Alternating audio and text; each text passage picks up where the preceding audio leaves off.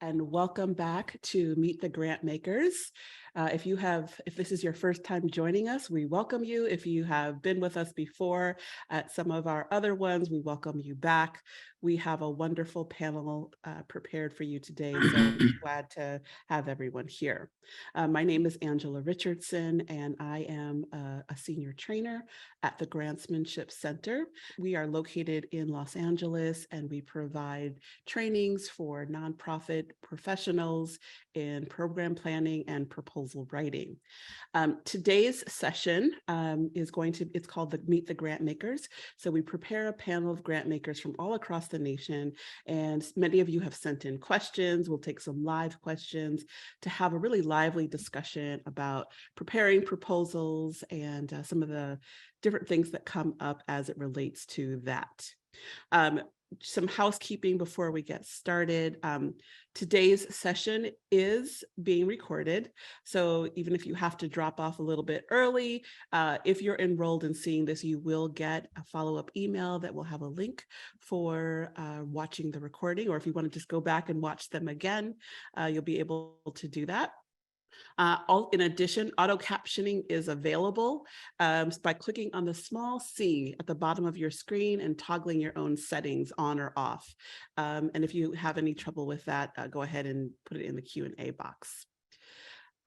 On behalf of the Grantsmanship Center, I want to thank our partners that make this possible. So Meet the Grantmakers is a collaboration between Grant Station, Foundant, and of course the Grantsmanship Center. So each quarter, 4 times a year, we provide a panel and a discussion for all of you about the topics that are happening in the field and give you an opportunity to really meet the grantmakers and see what it's like and ask them some questions. So today we have a wonderful panel that I'm going to introduce. Now you have their profiles, so you'll be able to see them and see what their foundations are about, get links to their website. So with that, I want to introduce our first panelist, Angelique Power. She is the president and CEO of the Skillman Foundation, located in Detroit, Michigan. Next, we have Dorothy Fleisher. Dorothy is the Senior Program Director at the W.M. Keck Foundation here in Los Angeles with me. And finally, last but definitely not least, we have Eric Pearson. He's the President and CEO of the El Paso Community Foundation in El Paso, Texas. So as with every panel that we have, we try to get a broad scope of different kind of panelists from all over the country and different kinds of foundations as well. So I'm going to ask each of them to introduce themselves, their foundations, in more description, in particular, sharing anything they want to share about the foundation and what makes them unique. So Angelique, I'm going to start with you. Well, hi, thank you for having me here today. I feel so lucky that in this moment in time, although we're all separate and staring at our laptops in different parts of the country, that there are hundreds of folks that are coming together for the next hour to really talk about how we make the world better. And what an incredible time to have this conversation. So hi, I am Angelique. I'm the president and CEO of the Skillman Foundation. We are located in Detroit, as Angela said. Detroit is this electric Black and brown city. It is 85% folks of color, the majority of whom are African American, and it is extremely young. The majority of folks in Detroit, the average age is 34. I started as president and CEO 18 months ago, and not only were we in the thick of the pandemic, but we were witnessing uprisings happening globally, led by young Black and brown, for the most part, Gen Zers. And this is a generation that we work directly with at Skillman and that we are led by. And I'm happy to talk more about Gen Z and the work that we're doing later on. Skillman is a 60-plus-year-old private independent foundation. Our endowment is about $550 right now. We give about $22 million away annually, focused on the city of Detroit. We have 21 staff members. We're hiring 5 more over the course of the next year and a half. And we have 12 trustees. We just added the youngest trustee in our history, a 21-year-old who came from our President's Youth Council. We're also a BIPOC foundation, meaning that the largest percentage of our staff are folks of color. Our leadership is entirely folks of color, and our trustees are majority folks of color. Our mission is to invest in the power of Detroit young people so that they can design their destinies and they can design ours. When I started, I think the main question we were asking was, how do we actually try to learn the lessons the pandemic was attempting to teach us? Lessons around who leads, what are the solutions? How do we undo the injustice that is baked so elegantly into our systems, especially the philanthropic system that we operate inside of? And so we went through a series of practices over the last 18 months to lead us to a new strategy. We did a year-long listening tour where we sat with a lot of young people. We sat with a lot of neighbors and residents and educators and policymakers. And we asked questions about, what does Detroit need? What does philanthropy need? How has Skillman helped? How has Skillman harmed? And what should we do next? We practiced the art of Sankofa, which is a Ghanaian art meaning to study your past to understand your future. And so we did a 40-year history walk where we looked at the work that we've done to know as much as we can with an objective eye, what are the lessons we need to learn before we try to change something. We conducted a racial equity audit where we looked at where every penny we've spent has gone by race over the last 3 years, meaning our grants, meaning our operating budget, and the hardest one, meaning our endowment. We made that public last month so that people can hold us accountable to the progress that we are trying to make. And our President's Youth Council became a grant-making body. So they've given away over $300,000. They created their own rubrics and processes, and we've traveled together to present at policy conferences, to visit with folks in Wyoming, especially in the Indigenous community.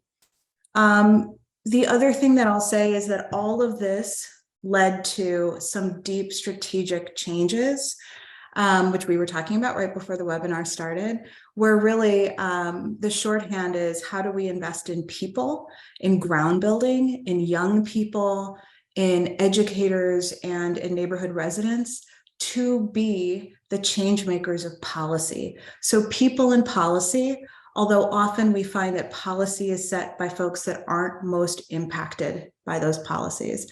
So the shorthand for where Skillman is that we're looking to build on our history, build on the listening tour, and invest in people to change systems for the better.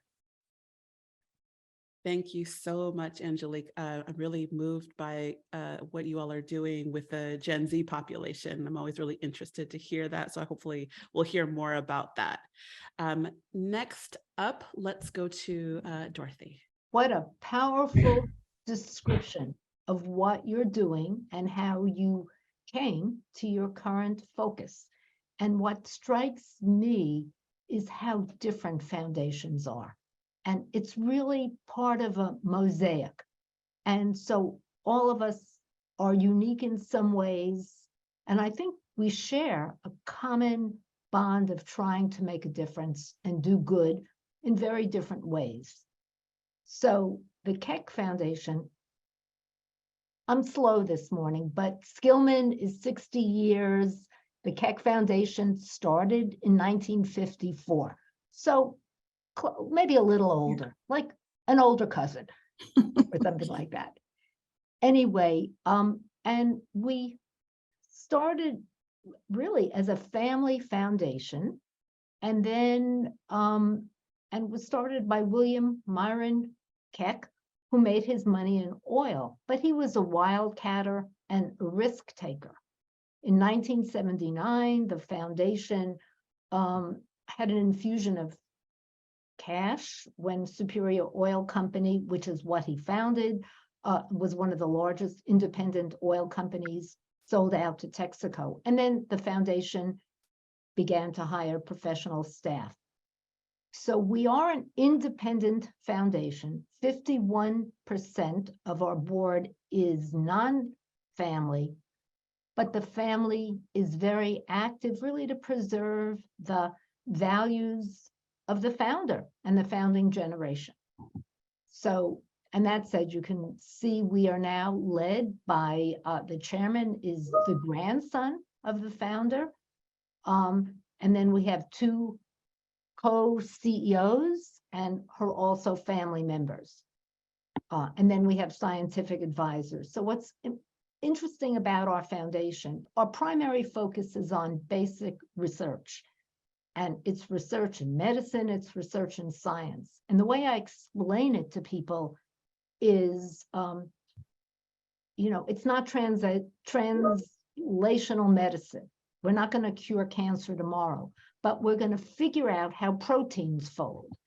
And, we're going to figure out what our mRNA does that can lead to vaccines.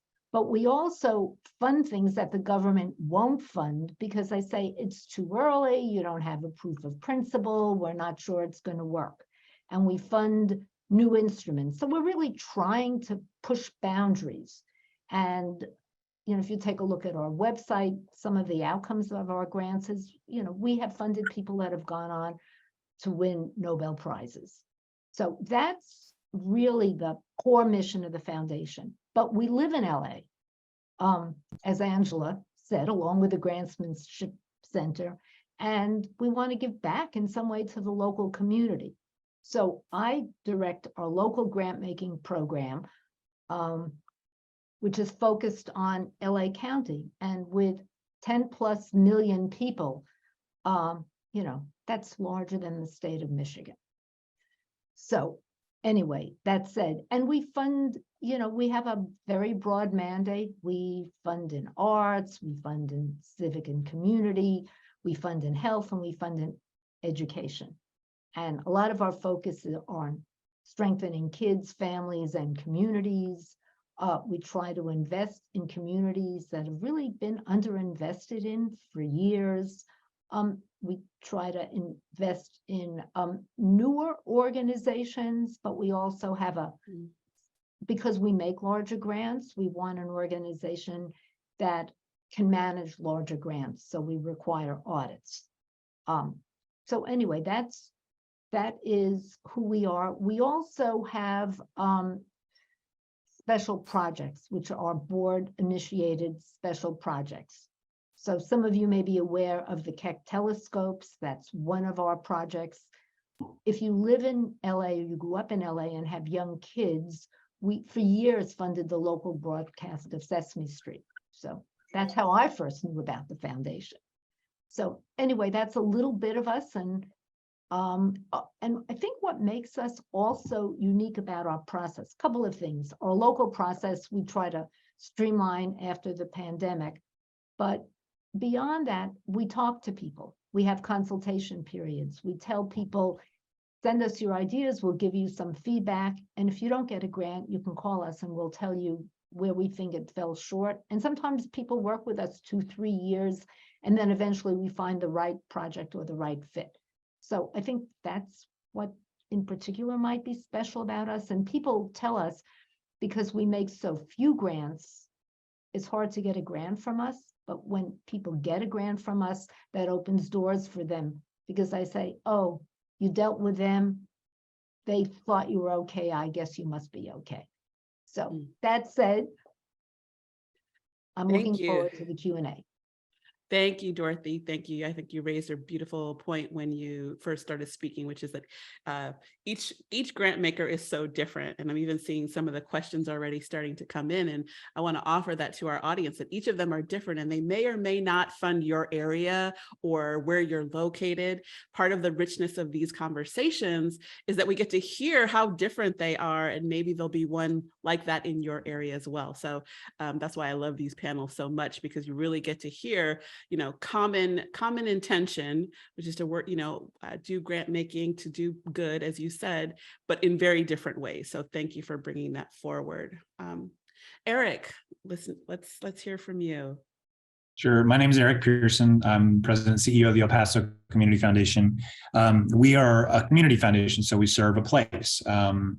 But unique to this foundation is we have a private letter ruling from about 2 years after we were formed in 1977 that said we could serve Mexico as part of our service area. So if I look out my window 6 blocks away, I'm right on the border.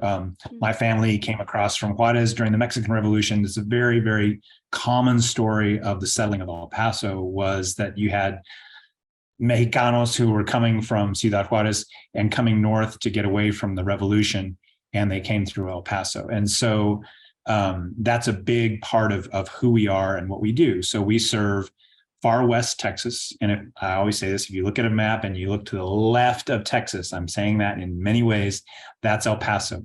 But we also serve southern New Mexico and northern Chihuahua, Mexico. And so that's our big service area. We are sort of a large staff for a foundation our size. We manage about $215 million and give usually somewhere between 15 to 25 million to the community over time. And part of the reason for our large staff is that there's not a lot of philanthropy in the region. So I look at Detroit and I think, oh, there's Mott, and there are all these private foundations, and Los Angeles, of course, has a lot of philanthropy.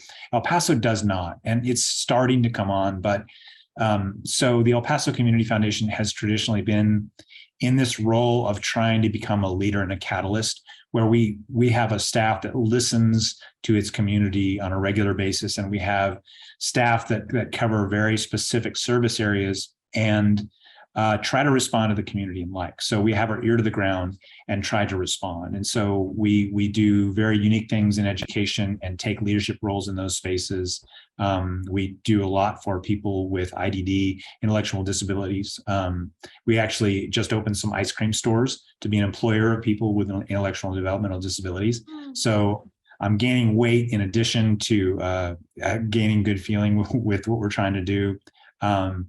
We do a lot of that sort of responsiveness, and I have to credit that ability to our founding executive director, Janice Woods Windle, who in 1977 decided she really wanted to avoid donor advised funds and go for general charitable purpose funds. So we have in our endowment of about 200 million, about 60% of that is unrestricted. So it allows us to say, oh, this community is lacking here, let's do this. And you probably have seen El Paso on the news lately for the immigration crisis that came recently, a wave of folks. And so we have spent a lot of time and effort and money trying to address those things. And that has been a hard distraction. I took the corner office at this foundation in about 11 years ago, and this is our 4th round of this. And it's a struggle because there's no political will to change the system. And so in some ways, the foundation is in this eddy of circulating waters where we're having to deal with humanitarian issues right away all the time.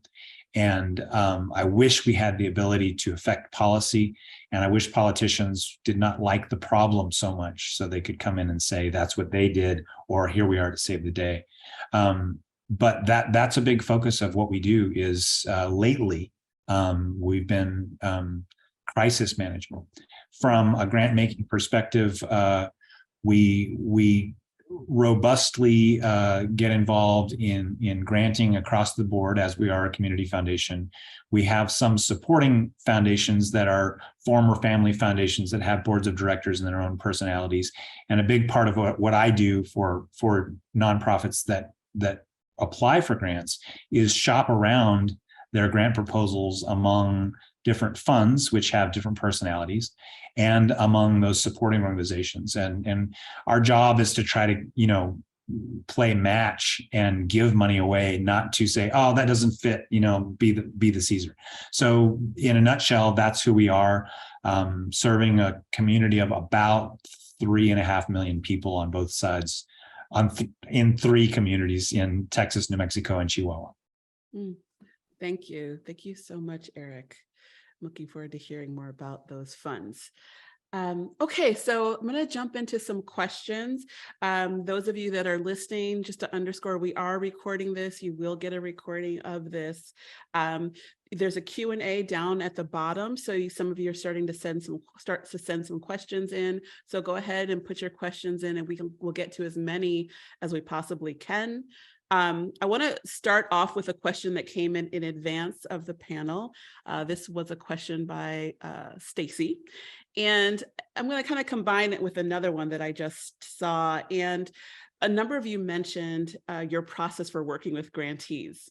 So I know at Skillman there is you all have you have to contact the team before you apply. And Dorothy, you made mention to that. And Eric, you just made mention to going out and looking and having conversations. So what advice or tips can you give for organizations that are maybe coming to you for the first time or preparing for these conversations that they will have with you? What kind of advice, tips, things that you've seen that have worked in terms of that approach? I think a lot of times we as grant seekers, we're so nervous about talking to you.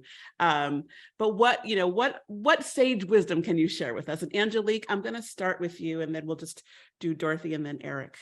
Then I'll switch the order around. Yes, thank you, Stacy. When I saw this question, I thought this is such a good one, because I think that there's sort of common practice that often doesn't actually understand the inner workings of the foundation itself. And so what I'll say is, I think, and I can only speak for our foundation, but a common misperception is that you need to go to the head of that foundation. And I always say to people, like, I don't really do grant making anymore. I did when I was part of program staff at a different foundation, but we actually have a team of people at Skillman who are constantly in community, are from community, developing relationships with people who may or may not be grantees or partners. And they are the advocates for grants once they move inside of the organization and push it forward. And so there's sort of a traditionalism of thinking like, I've got to go to the top, and that's how grants are made. And so I would actually spend time knowing what the foundation does and who works on what portfolio.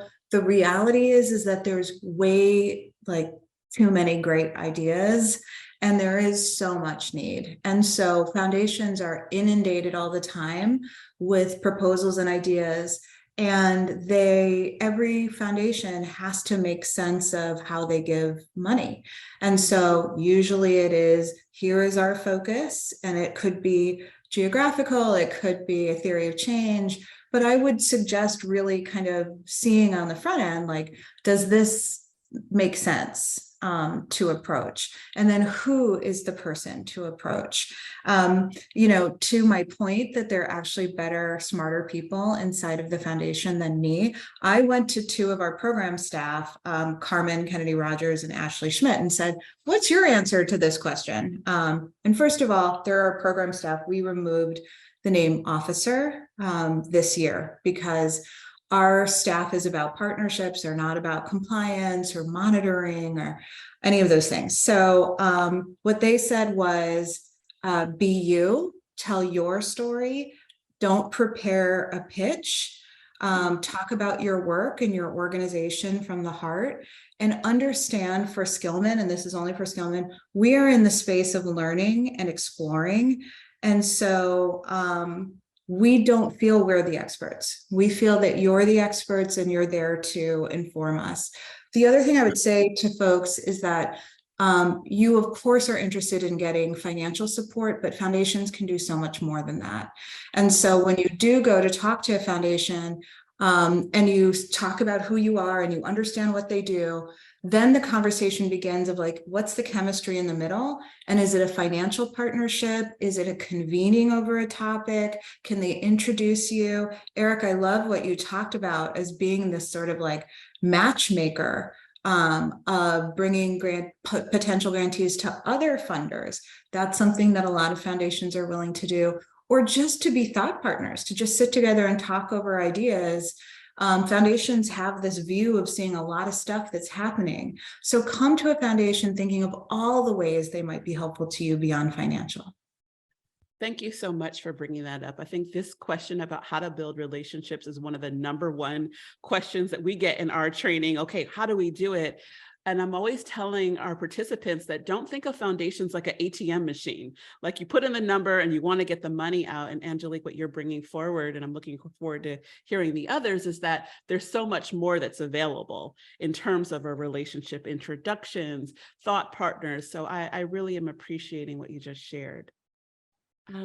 Dorothy, I'd love to hear from you about the same question about building relationship. How can they prepare for, there's a couple of questions actually specifically for you about preparing for consultations for research proposals as well. So looking forward to hearing what you have to say. What I would say on the research side is, because the research team funds universities and research institutes, and they're huge. And so there is a central liaison. And so all requests have to go through the central liaison. And there's a process. I know there's work with the liaison to really understand what Keck is looking for. And then the liaison kind of shares from her understanding what she thinks might be the best fit with Keck. And then Keck talks to the liaison and the principal investigators. I believe that's how it works. So that's a whole different process. And I know on the research side, they say, hey, there's a particular interest in institutions on the West, which we call the Oil West, because the funding came from oil. So the Oil West might not be what you think of as the real West. But anyway, because Kansas is the Oil West. But that said, so that's its whole different process. In the Southern California program, we're responsive. We don't have an initiative. We just have areas of interest. And we are particularly interested in supporting newer organizations. So we're not going back to continually doing same old organizations. So what we find when we talk to people and how to prepare is the organization that's approaching us is the expert. They know what's happening on the ground. They know what the projects are. And we say, hey, you can send us ideas, up to about 3 ideas about your projects that are priority for you. So we don't want to impose our view of what's needed, but we want to be responsive to what you say you need and just give you some feedback about whether we think that really is a good fit. Takes a lot of energy to apply to us. What might you do to strengthen it? What we think your chances are. And, sometimes we brainstorm who else we know might be funding it, which is what you said, Angelique, to really try to be a helper. Not so much a gatekeeper, but a facilitator, a helper. You're doing good work in the community. How can we help you if we can't help you directly with the money? And sometimes we say to people, if you submit a proposal to us, even if it's not funded, you've put your ideas down, that could be helpful to you, and we'll give you feedback. So that may strengthen a request to somebody else. So, and as we always say, it's our continuing education, talking to organizations. This last cycle, we spoke to 64, and we learned so much about what people are doing, what the issues they're dealing with, how they're thinking about it, what's new. So it makes us helpful. And then when we're out about with colleagues, we can say, hey, did you know we're hearing this emerging need, or so-and-so is doing this? And, you know, in a way, it's like being a little Johnny Appleseed, so to speak. So. Thank you, Dorothy. You bring up this wonderful point about, you know, one of the things I'm hearing among the many is building relationships. Sometimes one of the best ways is to just apply, right? You just apply, just make that first contact. Sometimes we think we have to come up with some really, you know, amazing, complex way of reaching out and having a conversation. Sometimes sending in the application is the beginning of the relationship. So thank you for bringing that out, because what I'm hearing you say is there's so much feedback that comes from your foundation just in the application. So yeah, thank you. Eric. So I loved what Angelique said about the number of services a foundation offers, because I think it's really important. You know, the ATM theory may have been an old version of what foundations do, and community foundations uniquely are there to really respond to the community in different ways. And so one of the ways to really just get involved with us is to pick up the phone, send an email, whatever. Well, I have a policy internally, I follow it very well, to meet with anybody who wants to meet with me. And if I'm the least responsible person on the staff, so if there's someone who is talking about international affairs, I include Mario Porras, our director of binational affairs. If it has to do with education, it's Stephanie Otero. If, you know, we have staff that focus on certain areas of expertise. So we sit and brainstorm with a lot of people. And I have an incredible assistant who makes my phone buzz and I show up where I'm supposed to be. And that is a big part of what we do is, you know, spend our time talking with people who want to know about the foundation, whether they're donors, whether they have an interest in starting something up, whether they have a great idea, or they're an existing nonprofit. The other part of it I think is important is to look around you. So if you are a nonprofit and you have some marginal overlap with another organization, one of the things we like to do is put people together. So we actually hold summits on a quarterly basis for people in certain areas, LGBTQ+, for people who are doing work in the arts and culture, for folks that are doing work with animals and other organizations. We have about 6 or 7 of these summits, and we cover certain areas, environment, et cetera. And we have these folks come in, they sit at a round table, we make them sign what we call a full value contract, which says you can't steal all the air in the room. You have to make sure that you are listening to everyone, and we moderate these conversations. And in advance of those conversations, we invite people and say, who's not here? Who do we need to invite? And then we have a questionnaire, and we aggregate all of their responses before every single meeting to make sure that their priorities don't change. And what we do is try to elevate their voices. And the best part about it, in my opinion, is that you hear people saying, oh my gosh, I didn't believe you did that. We should work on this together. And so creating these partnerships allows us to save our staff and committee's time on reviewing a jillion grant requests. It's only 1 million grant requests, and see those folks team up to do things that are in the collective good for everybody involved. And so I think that's a big part of it. To the statement that, you know, you don't necessarily have to meet with the head of the foundation, I think that's totally true. But I also think that I really just want to know what the next big idea is. And so I love to meet with people around the community. And, you know, we take tours out to public libraries throughout the cities. We do as much as we can to try to engage the community in different ways so we can hear what's going on and try to respond and try to figure out who we need to come to when something comes up. So it's a reciprocal relationship. And although we're a funder, we really are being given the grant of knowledge and an attuned state of being within our communities.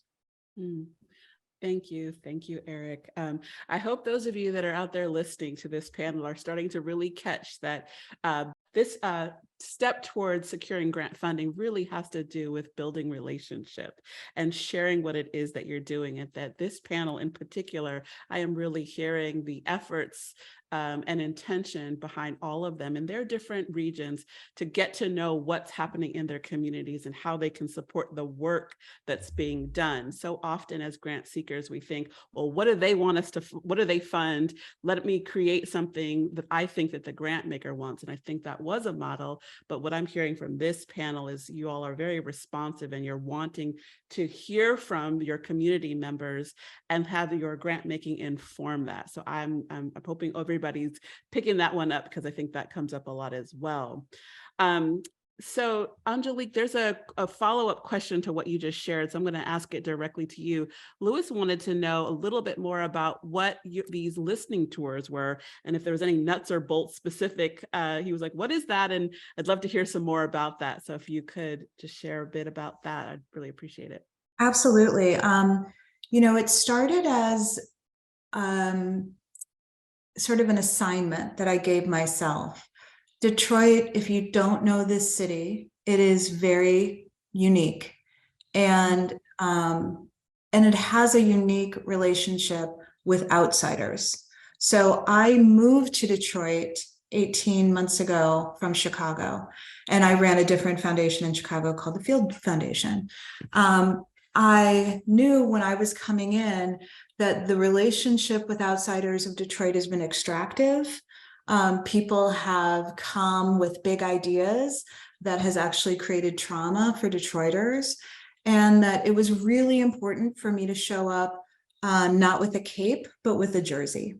And so the way to do that, especially in the midst of a pandemic where we had all been separate, was to break bread, was to sit together, was to be in small groups with very simple questions. And it turned into this, as I said, it turned into a community-rooted strategic planning process, but it turned into this healing process first with the entire staff of Skillman. So it became less the president's listening tour and more the way that each of us sat in community, sat with our neighbors and our friends and people we haven't seen or people we were newly meeting, and really just listened to how people were doing. And spent time with like 4 basic questions. The questions were, what does Detroit need right now? What does philanthropy need to hear and do differently? Where has Skillman in the past really helped? And where has Skillman harmed? And through that, we would end the listening tour each time with a final question, which was, hey, each of you are in the midst of a pandemic. You are teaching in a classroom. You are young artists around the city. Like, what do you actually need? Not a grant. We know everyone needs a grant, but what do you actually need? And from that, we heard things like, I need rest. Mm-hmm. I need a good therapist. I need a vacation. I need a 401k. I need health insurance. I need a new car. We heard all of these things. And so we had note takers on site. We often had artists that were drawing what they had heard. We would come back to the participants within a week to share a reflection. We would have a co-facilitator that was hosting us in a nonprofit, and they often wrote the blog or the reflection on what they heard. And we would monthly post what we were learning. A part of what we were doing was saying, you know, is this right? We're not going to take it and then interpret it in our sense. We want to put out there what we're hearing. You tell us whether it's right. And then as we started to tweak our work, the listening tour ended after a year. And what's starting this year is a community co-design tour, where we go back out and we say to people, here are the programs we created because of what you said you needed. Here's the way that we've changed our strategy because of what you said philanthropy needs to do differently. And we're not, and when you said, don't make this one time, we're coming back out so that we can make sure that we continue. Who should be making these decisions? You know, all of those sorts of questions. Thank you. Thank you so much, Danielle. I don't know if you can see this in the Q&A. She put in that she's so drawn in, she was ready to pack her bags and move to Detroit. So Come on, Danielle.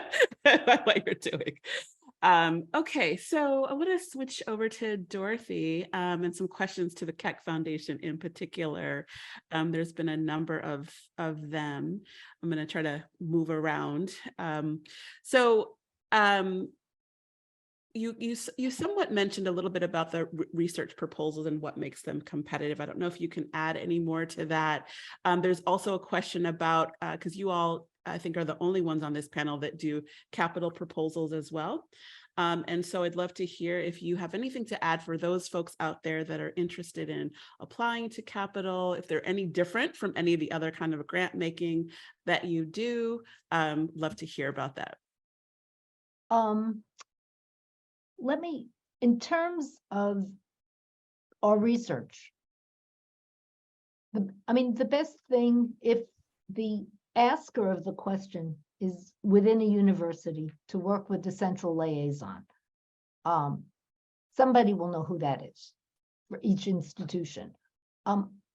Also, something else to know about us is we're really trying to fund high risk, high return, and things that the government doesn't fund. So we actually ask people, have you submitted an application to the National Science Foundation, one of the National Institutes of Health?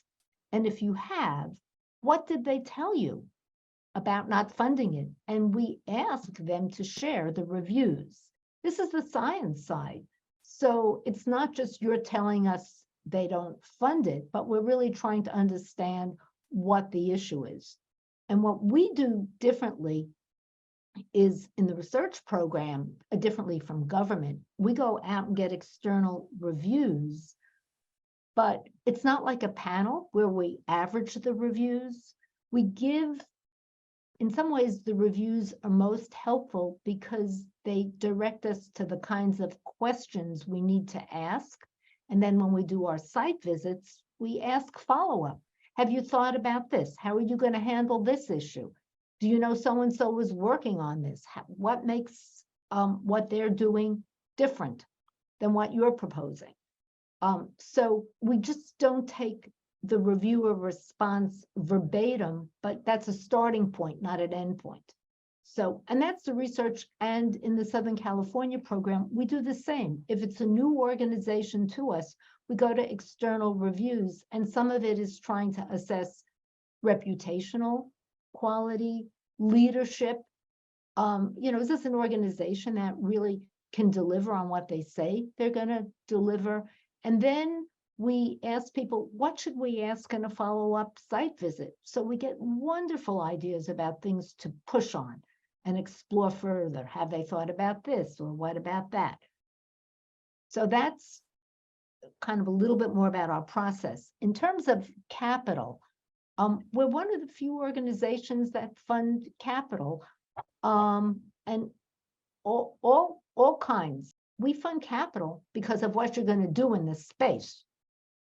So we always want people to talk to us about the program that will be delivered in this space and how that will be transformative for an organization. Sometimes it's the first headquarters, the first building an organization will own, and that builds their asset balance sheet, and it positions them to get other funding. It makes them stronger. We also ask them, if you're going to build a building, then they give up lease space. Can you fund the debt? How much debt can you carry? Can you fund the debt? And a lot of times they say, well, we're going to save money because the amount of the mortgage, if we can fundraise and keep the mortgage low enough, the mortgage will be less than our lease payments. So we're going to get more space and more value for less money. So that's what we do about capital. We typically are, and other foundations, some foundations like to be first dollars in, some like to be last dollars in. We're somewhere in the middle, but not always. So it depends. And especially if you if folks come to us for capital project, we don't do pre-development costs. You have to own the site. And you have to be relatively close to getting a building permit, like within a year and a half or so. And we won't release funding until you have the building permit. So we've had projects on the books for years, which is why we've sort of tightened up on the timeline. And so we say to folks, you're a little bit early. Wait, come to us when you're closer. We say, your board usually has a threshold for groundbreaking. What is the threshold for how much money you have to raise? And sometimes it's a great ask for us because we can say, okay, it's going to push them to the threshold so they can move ahead with a project. So those are part of the give and take, the kinds of things we explore with people. Great. Thank you. Thank you. And Dorothy, I'm going to ask you one more question that's specific to you, but then I'm going to open it up to all of you to answer this question too. This was a question earlier in your comments. You mentioned that you require an audit.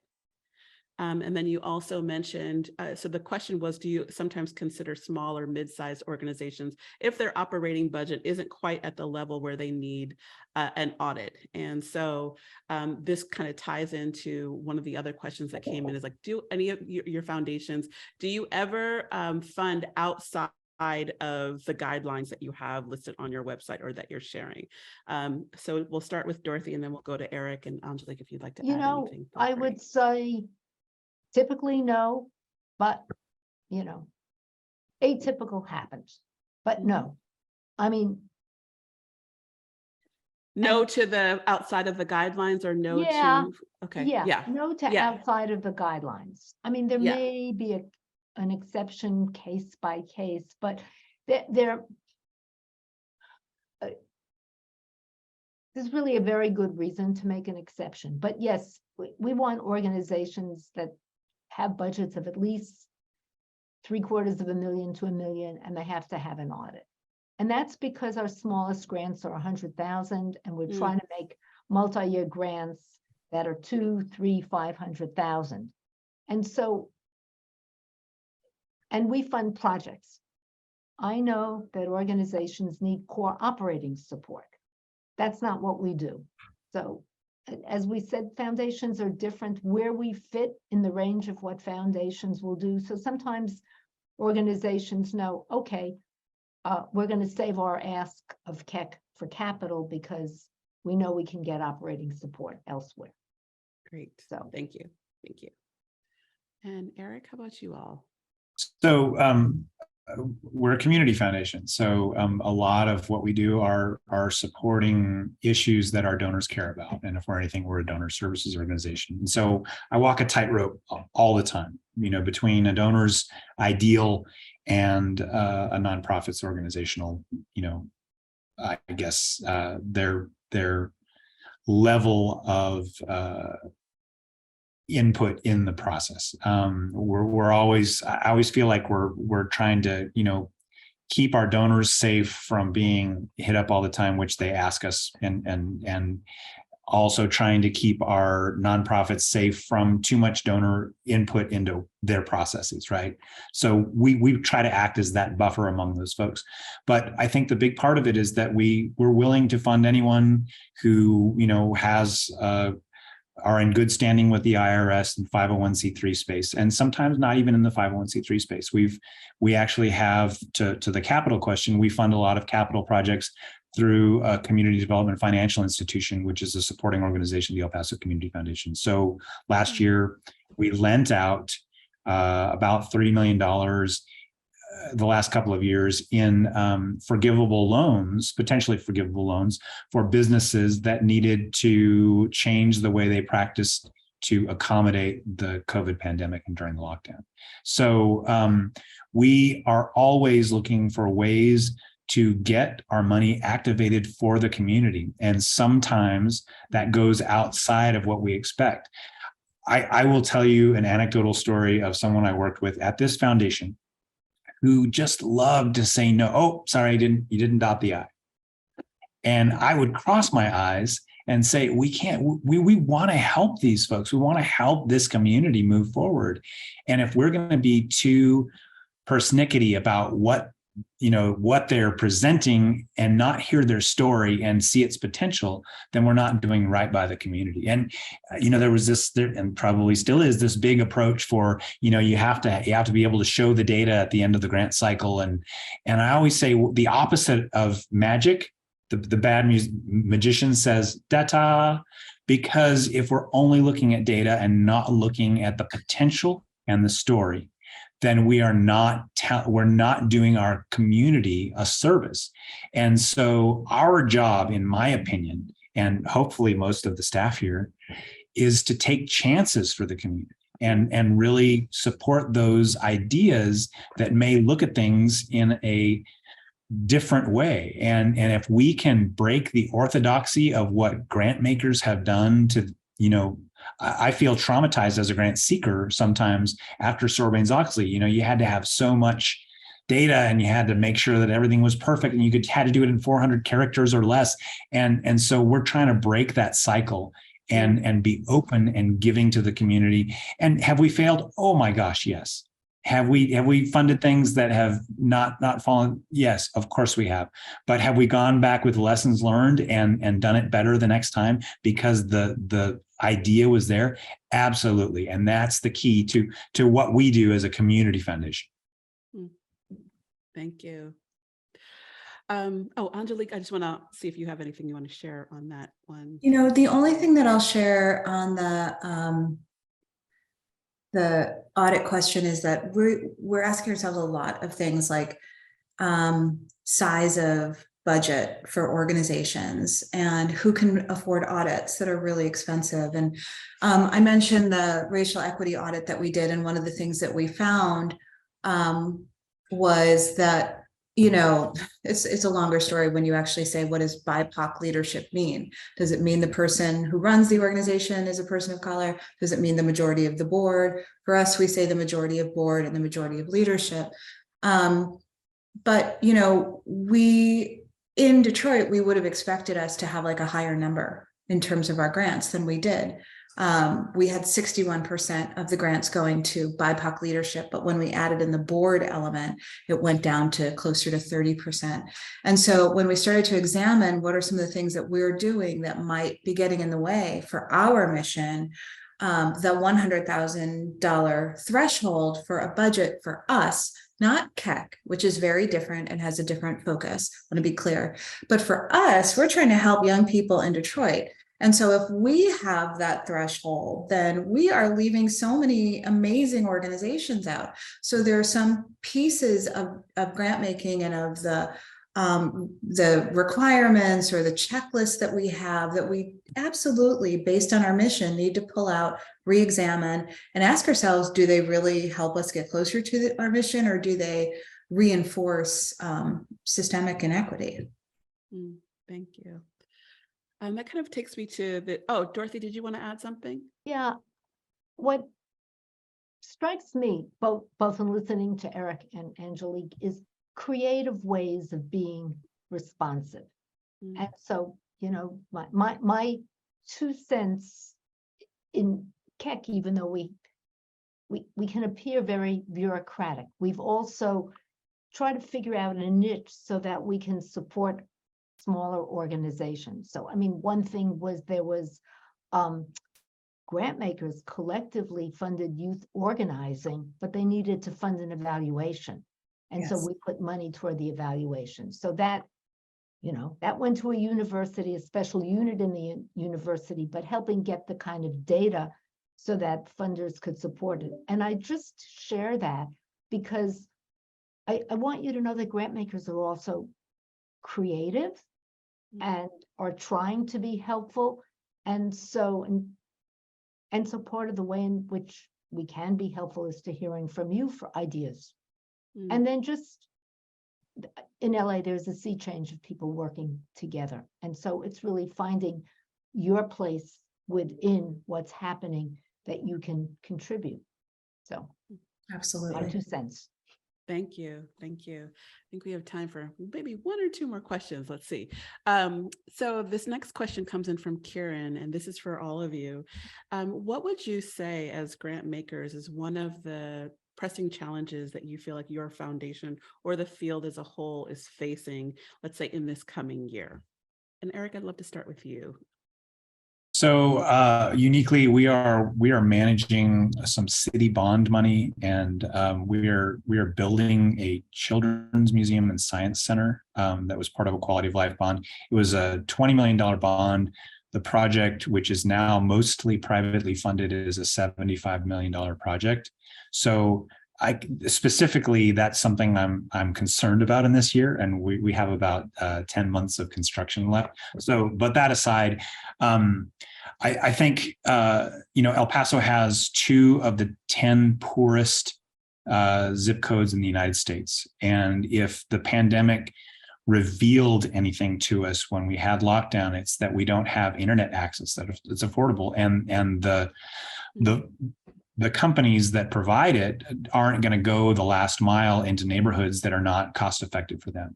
So in collaboration with Doña Ana County, New Mexico, and El Paso County, Texas, and the Dallas Fed and a whole bunch of other partners and funding partners, we have set up what we hope will be a broadband internet authority. And it's a supporting organization, the El Paso Community Foundation, but trying to take an equitable approach to developing access to information, devices, and contextual training within that space, I think, is a huge thing that we're going to be working on. And probably for the next several years, my hope with what we're calling Borderplex Connect is that that organization will eventually become a broadband utility authority for the region. And the big challenge for us, honestly, has been working with the governments that don't get along, which is Texas and New Mexico. Crossing state lines from a governmental perspective has been very, very interesting. It's easier for us to do stuff south of the border in Chihuahua than it is for Doña Ana County and El Paso County to get along. So that has been interesting, but that's probably one of the bigger things that we're going to take on that I think will be part of a rising tide and provide some equitable access for a lot of people. Thank you. There was a question in the chat about collaboration. So you're sort of touching on that. So thank you for bringing that up. If I may, we don't do anything alone. We don't have the capacity. So it takes a village. Thank you. Thank you. Angelique. Yeah, it's such a big question, and thank you for that. I'm talking to my staff on Thursday, and the theme is, how do we break the spell of the typical? I think right now we have all of this money that's come out of the federal government that is sitting in some states unspent. And we have this false idea that money is going to solve these problems that we have had long before the pandemic highlighted the inequity and exacerbated them. And so we are in this moment where we need to make decisions about what, it's the June Jordan quote, like, we are the people we've been waiting for. And so how do we not go for incrementalism right now? How do we actually go through the messiness of systems change? So I think the big challenge is actually to unpack some of these words that we use all the time and are often misunderstood and toothless. So equity is overused, but we actually need to tie it to a redistribution of resources and a redistribution of power. Systems change is overused. How do we actually know that what we're doing is going to result in policy change that affects our institutions, affects the public sector, and for us is led by young people and neighborhood residents in particular? So this, in the next 2 years, what we decide to do will affect the next 100 years of our lives. And if we, even inside of philanthropy, go back to business as usual, the spell of the typical, we're never actually going to make the change that we need to make in this moment. Thank you, Angelique. And Dorothy? When I alluded to a sea change in Los Angeles, I mean, philanthropy is working together differently, but not only in isolation with CBOs and with people with lived experience. So, I think that that's the opportunity. The challenge is not to squander the opportunity. And, you know, given all of us have our own kinds of constraints, how to figure out a way to be an effective player and partner in that mix in different fields. So I think that's a double-edged sword. Thank you, Dorothy.